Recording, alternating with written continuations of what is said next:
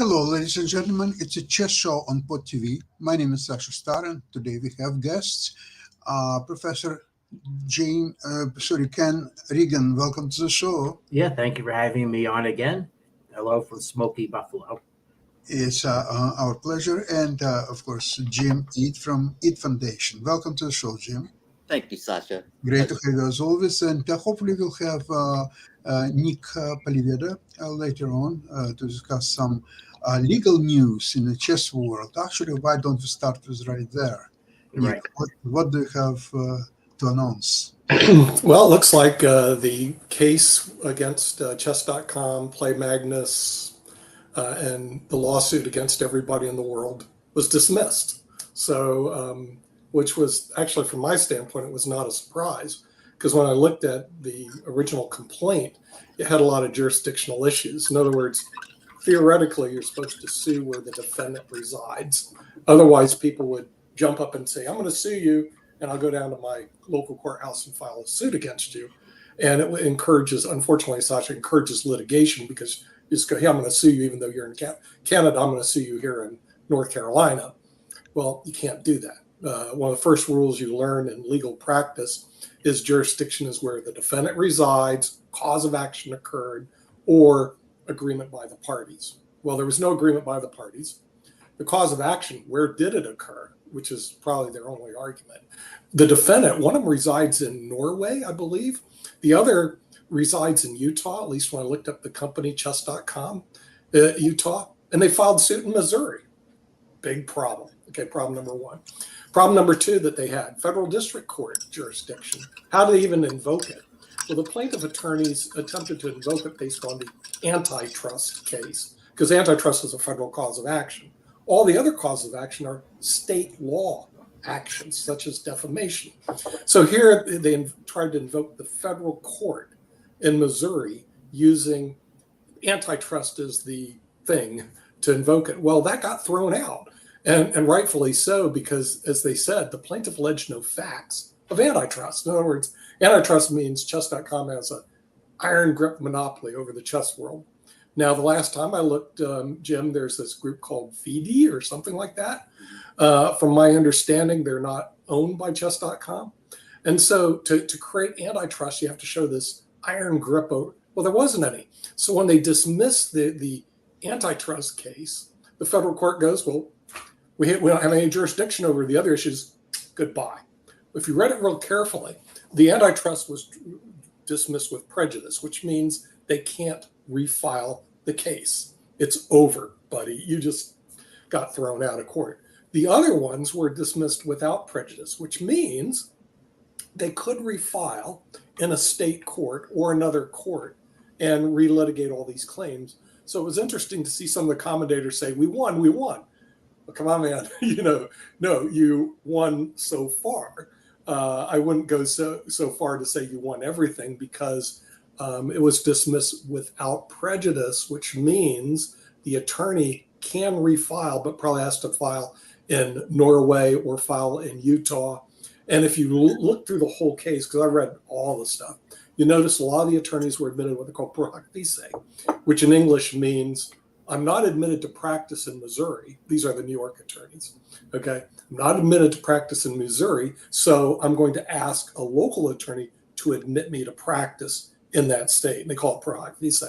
So what the New York attorneys did was line up a bunch of local attorneys to get them admitted to practice in Missouri for this case only. In other words, they can't just try a lot of cases because it's not part of the Missouri bar.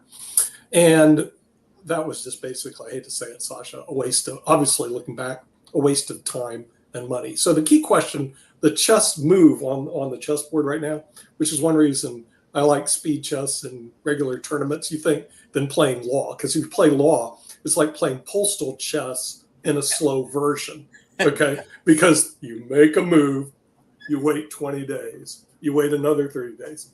They make a move, you wait another 30 days. A year, or in one of my cases, 10 years later, you get a result. I mean, that's kind of the way it is with this particular case. I'm not sure, because it's a psychological effect when you have your case dismissed, whether or not the plaintiff's attorneys are probably taking it on a contingent basis. The defense attorneys with Latham Watkins, which our firm litigated against years ago down in Palm Beach County, which is a good firm, no question about it. John White was eventually the guy we litigated against on Latham, became head of the Florida Bar Association. Then he passed away, but they're a good firm, and they put up a good defense, doing all the things that they should do, which is basically get the case dismissed on jurisdictional grounds. The merits of the case have yet to be heard, and may never be heard, because the real problem is, do the plaintiff's attorneys and the plaintiff have enough oomph to want to go refile in possibly Utah and Norway, and then try to consolidate the cases, which is going to be time-consuming, expensive. If they're taking it on a contingent fee, in other words, we get a percentage of winnings, but we don't get paid unless we win, that it makes it real difficult. They're probably going to have to reassess the merits of the case, because then even if they got into the court case, then they got to prove malice as part of defamation, which has always been a real hard problem, except lately, probably the reason they filed lately, the defamation and malice, the courts have been very lenient on allowing defamations to take place, which we've seen in Connecticut, and we've also seen in some other cases with Johnny Depp. But they're not always going to be that way. So proving malice is going to be difficult. And then you've got to prove damages. Now, they threw out $100 million. Okay. I've been down these rabbit holes before, right? You throw out the $100 million because it makes you feel good. But in reality, show me the chess player who's made $100 million, other than the guy who owns chess.com, okay, that's made $100 million playing chess. Okay, now Ken may have made it because he's a really good player when I was playing years ago. Or maybe Jim, because he wrote that wonderful book, Chess for Dummies. But the general player out there, even the grandmaster, doesn't come close to $100 million per claim. So when you prove damages, you got to show, hey, look, I've been damaged $100 million. Really? If you're the top player in the world and you played forever, you're still not making $100 million. So they got, like I said, when I look through it, I go, guys, you got a lot of issues. It's a great publicity stunt, but other than that, you cannot be serious. I would like to mention, you're right. Under the circumstances, even if they will refile, I don't think that $100 million will ever be even pronounced. So it would be a much lesser amount. I would estimate probably 20 million as a maximum. Maybe less, maybe it's only 10 or so. But another possibility of financing this venture, I think you forgot to mention possibility of some individuals who are not big fans of Carlson and Company may actually finance the lawsuit, and it could be Rex Zinfield, for example, whom Carlson cut by refusing participating in Grand Chess Tour several years ago, and keeping this Norwegian tournament as a standalone venture, not joining Grand Chess Tour. At that time, Grand Chess Tour had a very good prospects of actually becoming an official Wimbledon of chess, and because of Carlson, it didn't happen, and probably will never happen now. So there could be some possibilities. I don't think that Rex Zinfield is just alone. I think there will be a few others who will possibly. Yeah, but just because you don't like somebody, do you want to spend the rest of your life in court? Okay, you know what I mean. Hold on. Rex Zinfield doesn't have to spend even 5 minutes in court at all. All he'll provide maybe a combination of contingency and some payments make available by him, and he can let it go for next. He's 85 possibly now, so for quite a few years yet. Yeah. Yes, please. Yes. So I was just saying two things. One, we'd also, to touch Nakamura, you'd have to sue in Florida, and some of the chess.com people, I think, are in Connecticut. So we'd get Byzantine. The second thing is, look at Hans Niemann's tournaments in the past few years. 8 months, I meant to say. And they've been fairly normal for a 2,700 player. And there doesn't seem, he's played in some invitational tournaments too. It does not really seem like he's been incredibly damaged. I mean, it's only Viconsay, perhaps.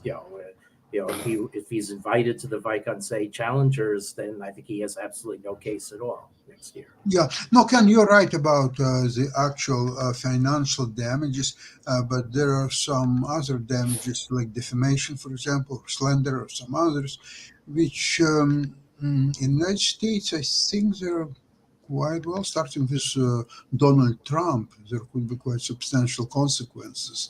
Yeah. I didn't say that that Carlson raped somebody like Donald Trump did, but there could be consequences. Yes. Yeah. Like, Well, it's interesting to me. There's a couple of things that, I'm against litigation in the chess world. I just think that there's ways to sit down and negotiate differences. But in this case, I think Carlsen demonstrated bad sportsmanship in the St. Louis tournament, where he got up and quit the tournament and allowed the alleged allegations of his opponent was a cheater to flourish. And of course, there was no evidence of him cheating in that game. And the people that have analyzed the game that I respect have said, Carlsen just didn't play that well. And to quit in a tournament hurts the arbiters, hurts the tournament, hurts the organizer. I thought it was just bad sportsmanship. I'm a big Magnus Carlsen fan, but in that case, it was wrong. And there are FIDE, as Nick mentioned, FIDE is the World Governing Organization. There are FIDE processes to follow if you wanted to legitimately raise a complaint in the chess world. And to not do that, and to let the media run wild, which they did, and chess.com piled in with, harming his reputation. And did it lead to the loss of invitations? Probably. Is it 100 million worth of invitations? Obviously not. So, there's an absurdity on both ends, because there was a wrong done. There's no doubt in my mind. And can it be compensated? Probably, who knows how you would agree to what compensation really, honestly, and seriously would be. Invited right now, he's not going to be invited to any tournament that Carlsen plays in, and Carlsen's going to play in the best. So, is Carlsen even going to play? He's been playing. He said he quit. He didn't even show up for the World Championship. Is he now coming back in action? Carlsen did say that he didn't think he was going to play any in-person chess in 2023, except Vike and Norway chess one would expect. But now he's slated to play in the World Cup, and then there's also the Isle of Man tournament, the Grand Swiss. Now he's not going to play necessarily only in traditional tournaments that are certain time controls, but he's playing mixed format tournaments. He's playing all sorts. He's playing traditional plus rapid plus blitz. So he's been very active still. And so these tournaments are to be invited to those that he participates in is wonderful. You get to play some of the best players in the world, and they get a lot of publicity. And to be excluded from that is damage. How much? I don't know. And would he be invited anyways? He's a 2,700 player. Probably. Maybe. Yeah. And there's an old legal theory, and I think in Latin Demon, Abacus Injuria, I'm pronouncing it wrong, but it's basically called a wrong without a remedy. And you learn that in law school. In other words, if you can't litigate all the wrongs that are out there, and a lot of wrongs, there's no remedy. And then also when they look at chess, and there's been court cases on this, it's up to the governing body to make the decision. In other words, the courts defer to FIDE or whoever is the governing body. They don't want to get involved. Look, they don't want to get involved. The judge doesn't want to listen to two chess players complaining about how the rules were imposed on them in a particular chess game. Frankly, the courts, I hate to say this, have better things to do. And they don't give a rat's rear that Magnus Carlsen jumped up, played one move, and left. They could care less. That's a problem for FIDE or a problem for the chess organizer, but it's not a judicial problem. So I think Hans Niemann, and you can also look from another standpoint, he got a lot of publicity out of this. I mean, yeah, he beat Carlsen one game, but let's say if he didn't do this, who would know who this guy is? I mean, he's some some 2,700 chess grandmaster, which today is a dime a dozen. So, you know, without remedy. That's 50, yeah. I don't know if he got the publicity he wanted because, you know, what's his claim to fame? Well, I was a known cheater back when I was 16 years old. Yeah, right. Or something like that. Yeah. So I can pivot to something, if you don't mind, to the resulting chess publicity. Is the news of the dismissal seemed to shake out some other stories, and most notably about the Global Chess League. Which is ongoing, and Magnus is playing it.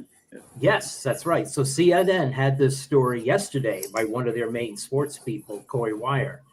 They covered the dismissal of the lawsuit, but now, I mean, the Global Chess League has been going on for a week. It's reaching the climax of the prelim round, so now is a good time for this story. But it's it's wonderful to see this story was linked off the front page. So it's wonderful to see a story like this on CNN. But I'm being a little cynical. They might have had this story covering the Global Chess League anyway. But I speculate that maybe Neiman lawsuit got people. Oh yeah, chess. Yes. We sort of forgotten about chess for a couple of months since the World Championship match. Here we go. Yeah, lots of things happening. A billion fans. That's a billion fans. Yeah, make sure you pronounce the B. Yes, that scaled the game to 1 billion fans. Well, I certainly agree with that goal. And I will say Chess 24 was slower, notably slower today for me to load. And we've had a mini sensation, as you can see, Levon Aronian beating a Nepo.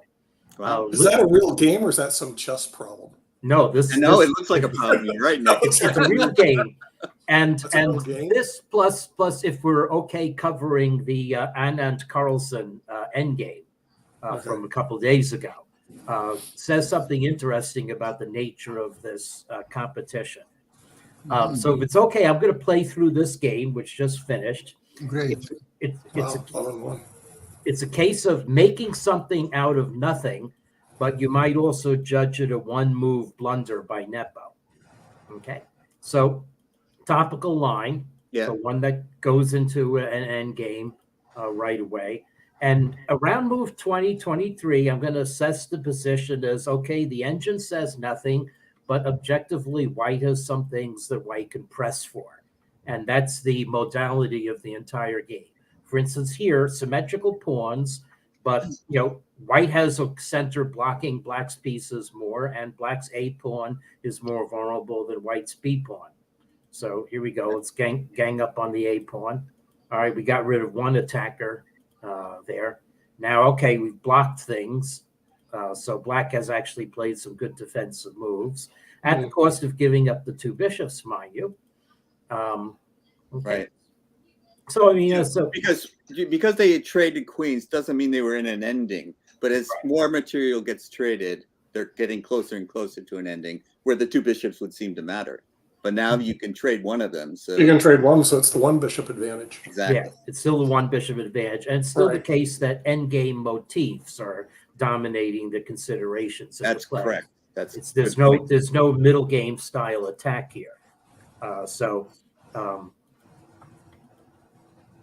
Okay, so now white just jockeys for position. Yeah, it doesn't seem like I don't understand what the plan is, if there is one. The plan might be to make moves and let the clock take over. If these clock times are right, the players were down under 2 minutes.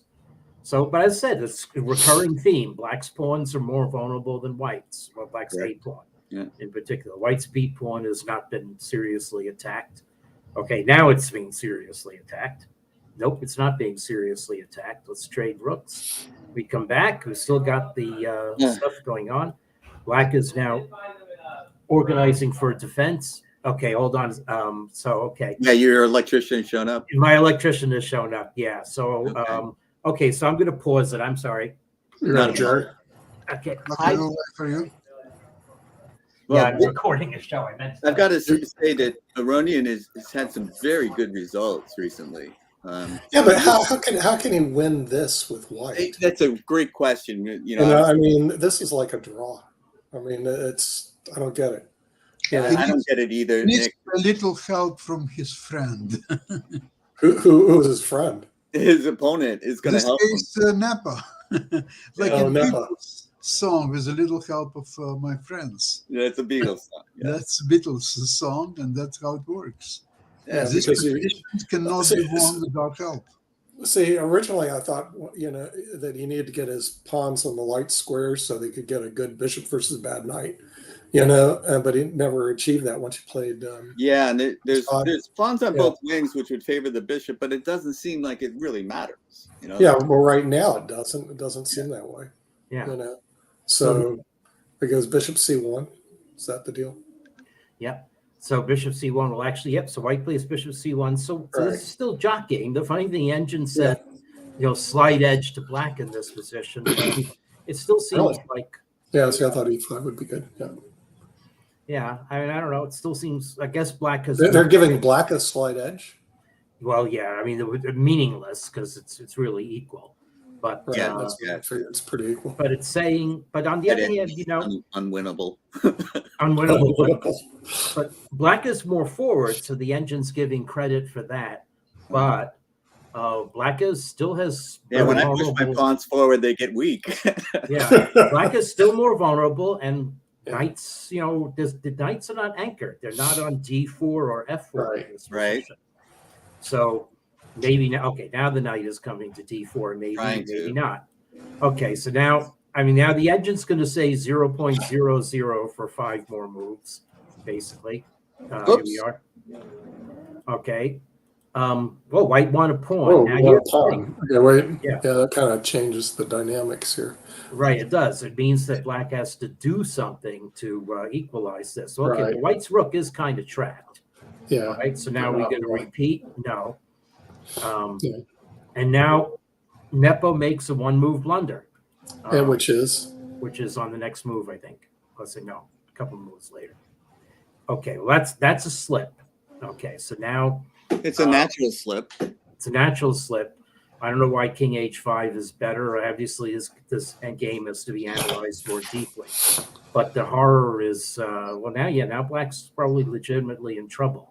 Actually, this is different from the impression that I had before when I was playing the game. Now black suddenly lost. It was Rook B5, I think, was the... It's a losing move. That's interesting because I might have played that. Yeah, that's what showed as a definite. But certainly dropping the A pawn for no apparent reason was the real way that black went wrong. Yeah. I mean, here's 3-on-3, and now it's 3-on-2, so you have Now what? chances. Yeah.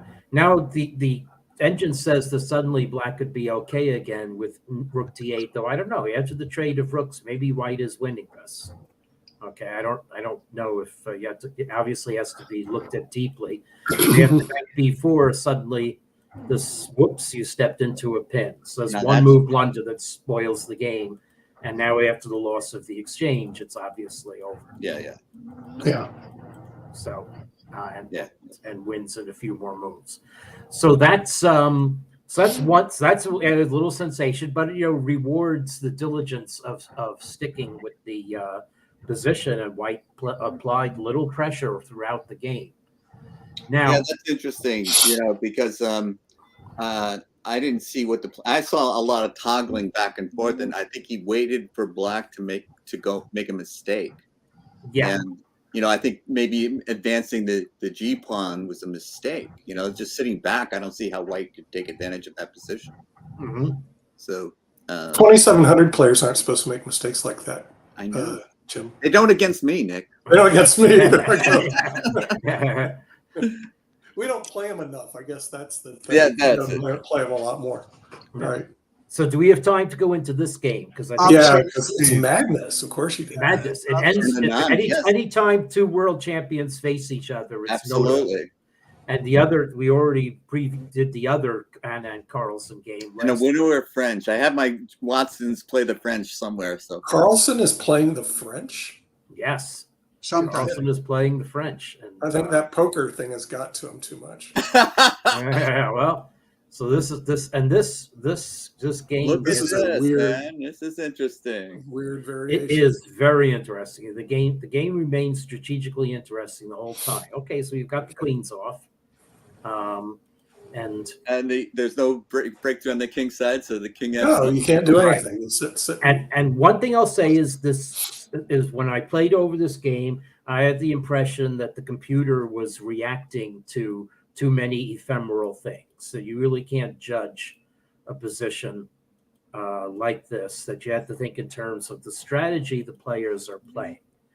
And the question is, are there any entry points for either player in this position? Right. Like, can black get his bishop over to control the diagonal? Can black's king come through there? Can white's king waltz through d4? Is c4 a strong pawn or a weak pawn? All of those things have to be played out by tactical argument. If black can firm up by b5, okay, by a6, confirm up b5 by a6. Yeah. Is that good, or is black's bishop bad? I just love the black bishop. It's so strong. But d6 is obviously the square white wants to control. But Sure. how do you get there?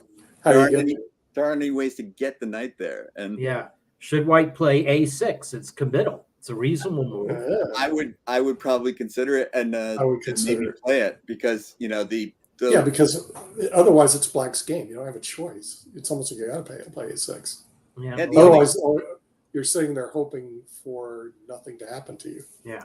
Well, white can still play a6 now, because there was a threat of knight takes f5. It seems like black is asking white to play a6 and a6, and white is saying no. Yeah. And the reason must be that the a pawn would become weak. That's the problem. That's the problem. But would you really be able to lose it? I know it's I'm not qualified to say. Yeah. I mean, white's controlling a little more space. White's rooks are doing more than black's, that's for sure. Yeah. Well, if you play a6, the b pawn becomes weak for black. Yeah. You see what I mean? So it's kind of like a trade-off, but it is a trade-off, and he does play it eventually. But he was definitely being provoked, and so Carlsen's I'm not playing a6, but you go ahead and do it if you want to. Right. Now I'm going to attack it. He's saying. But here's more computer weirdness. The computer wants white to almost play into checkmate. That's what the computer wants white to do. I don't want to do that. It doesn't make any sense to me. So maybe this is just a really strategically difficult position.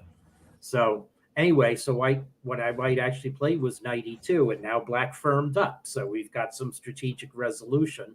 White, on the other hand, gets to dominate the d file, at least temporarily.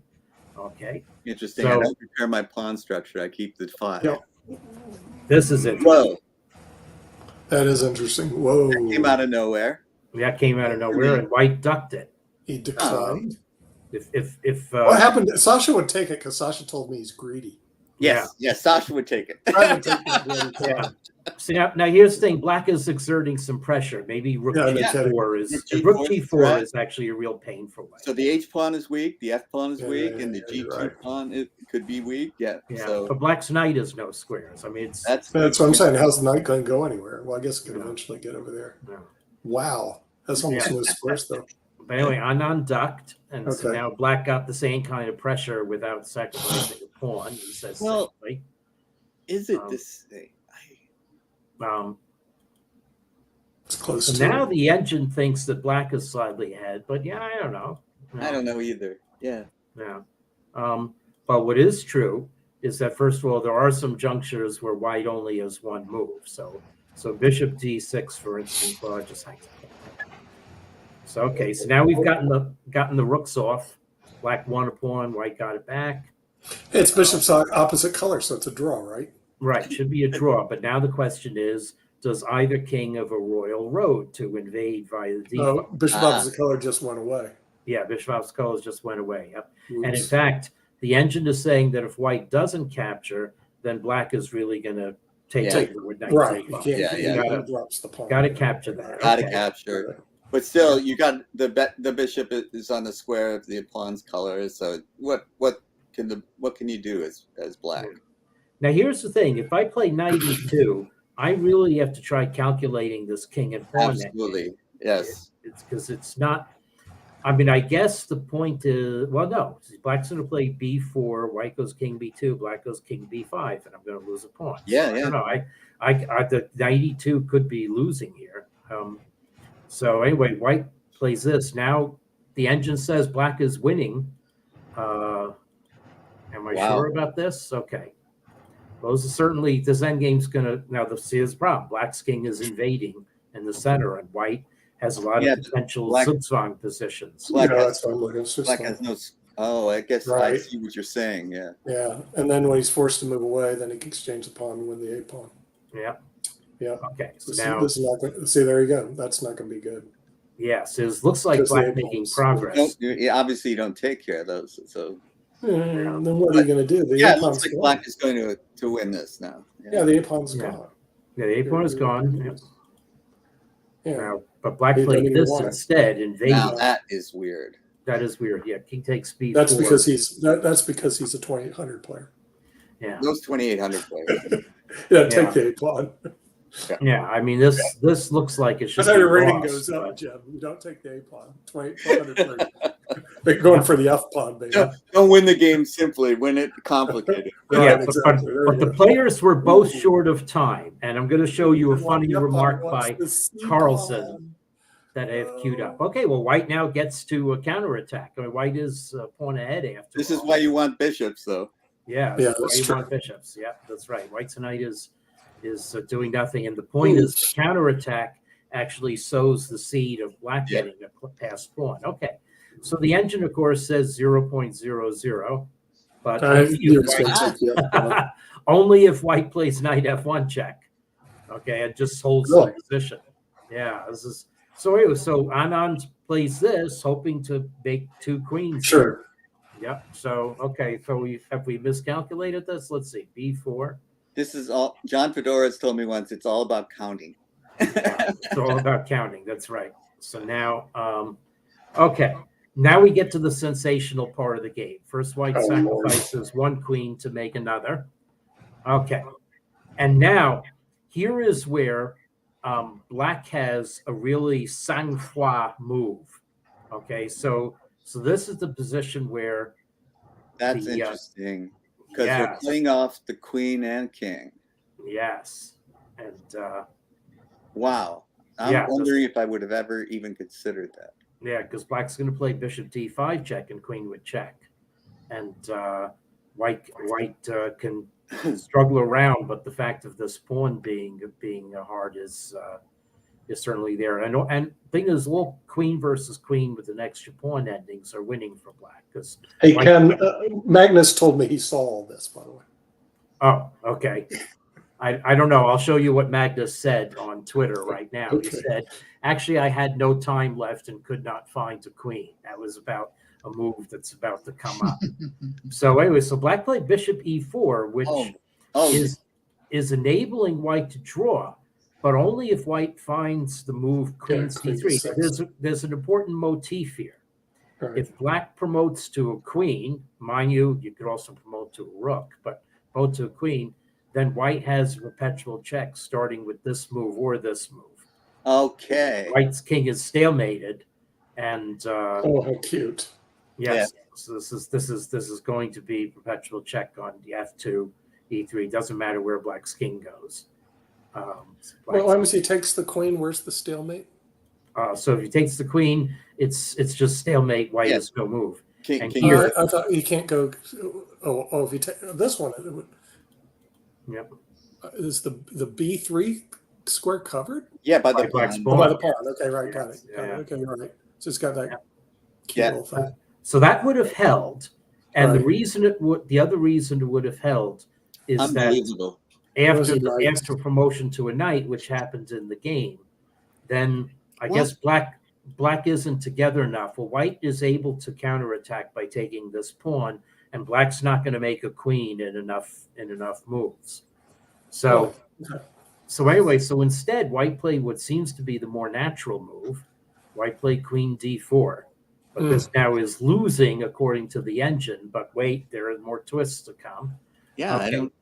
Now c3. Now why does it matter that white's queen is on d4 and not b6? Well, because on b6 you're attacking. You can take the right. Right. So now it turns out. So now white plays queen b6, and now white took the pawn. Now, this should be It's winning simple. for black, but wait. You get that thread again? Black played knight c8. What? Now maybe there's a transmission error here, because queen c1 check is an obvious win. So, this, Yeah, so yeah, maybe I should doubt Brooklyn's this. gone. Right. Yeah. So I don't know. Maybe that could be a transmission error. But according to the game, it was won here. So in a drawn position, or white plays h6, maybe white's even win. Now it's probably drawn.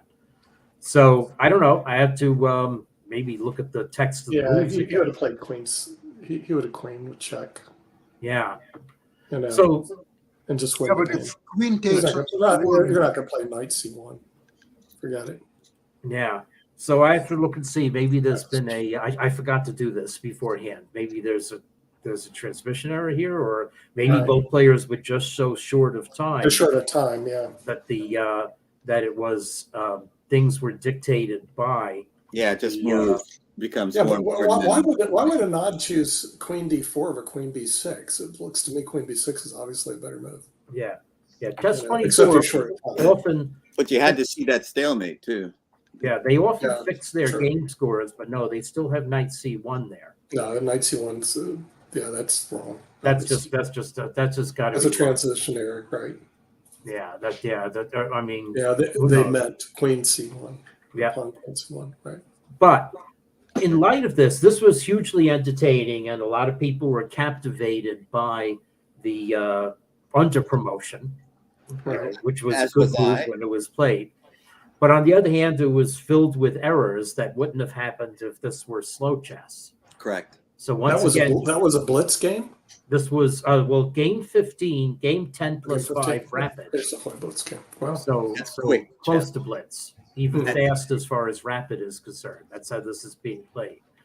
So there's the trade-off. It's hugely entertaining between two world champions, but Former world champions. Yes. two former world champions. Well, Right. world champions permanently, in the Yeah, like you're a president permanently. in the enumeration. So anyway, right. So what do we make of that?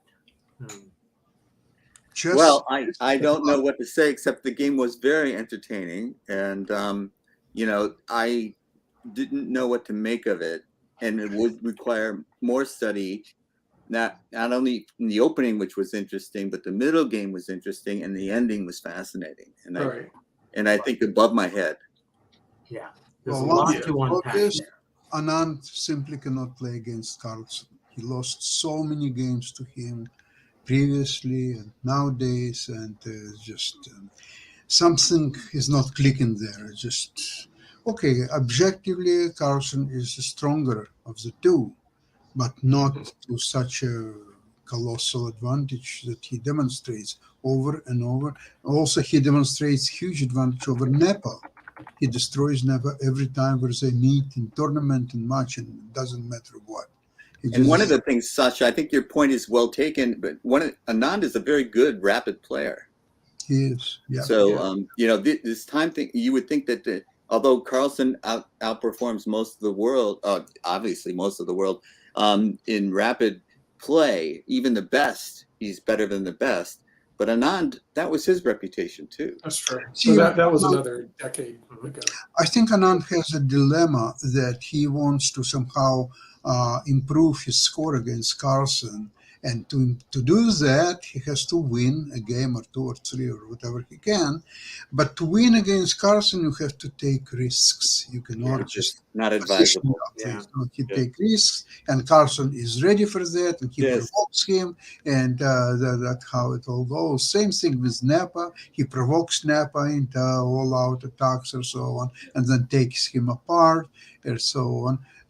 That probably would not work with players like Caruana, who would keep his cool, and if it's a draw, okay, he'll go for a draw. If it's a win, he will try to win for sure.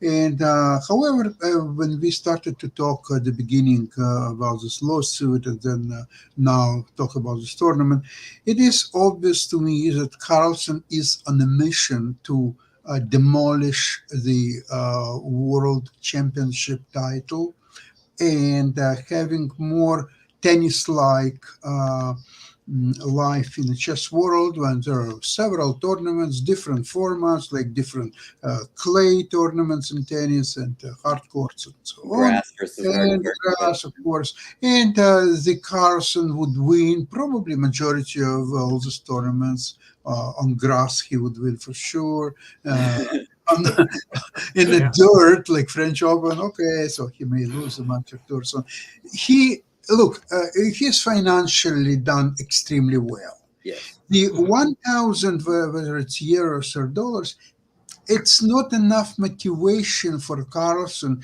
to work for 6 months preparing to the match. Play match itself. Right. He would have to lose so many opportunities to play in all these little tournaments that he organizes and all that stuff. In fact, it's going to be a financial loss for him to cancel all his appearances, concentrate on the world champion, with all the risk still, in spite of how strong he is, there is still a risk to lose one a mistake, and a player like like Caruana, for example, he could keep a winning score until the end of the match, or at least try to do so. So it just doesn't pay enough. $10 million prize fund for Carlsen, maybe that would motivate him, in fact. But no, it's not motivation for him. And furthermore, it's not just purely financial consideration. It's you see, the existence of the title, which Carlsen fails to defend, it's a hindrance. It's kind of a disadvantage for Carlsen. So anybody can say, "Oh, you're a great player, but you're not a world champion." So you say, "F you." I'm winning almost any tournament on earth there is to be, except this one, and this one is not going to last long enough because I'm, as a world champion and by far the strongest players in the world, ignore this tournament. So just cancel it. Just get it out and cancel. Now, with that, the FIDE is losing the major portion of its operational finances. Yeah. So that would be added the World Championship match. Yeah. Again, yeah, they're taking 20% of the top of the fund, Absolutely. right? So they have no will, other income that matches it. Yeah. and FIDE is not making any money on Carlsen's tournaments, whatever he's organizing. So Right. this is all coming down to money, money, money. You know how it works. Well, I think Go ahead. Carlsen's jealous of Anna Taylor-Joy, who made $10 million on the Queen's Gambit. So he was going to try acting and create a new show called The King's Gambit and see if he can make $10 million doing that. Yeah, that really brought chess back. Was really that crazy Netflix. everybody's trying to help chess, including Neiman's lawsuit. Yeah. That's also Neiman's lawsuit actually helped chess.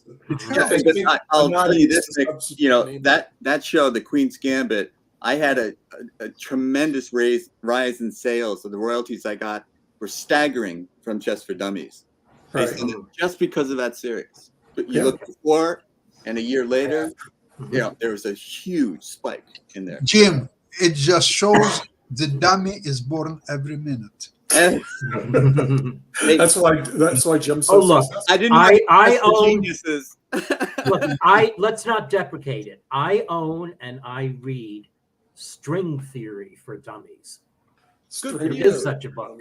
There are a lot more dummies in that area than chess. I could go get it. Yeah. So anyway, String Theory for Dummies. Yeah. Again, I'd like to thank everybody for participation in today's program, and we'll see you next week, same place, same time. Thank you. Thank you very much, and have a great week. Yep. Bye-bye, everybody. Bye-bye.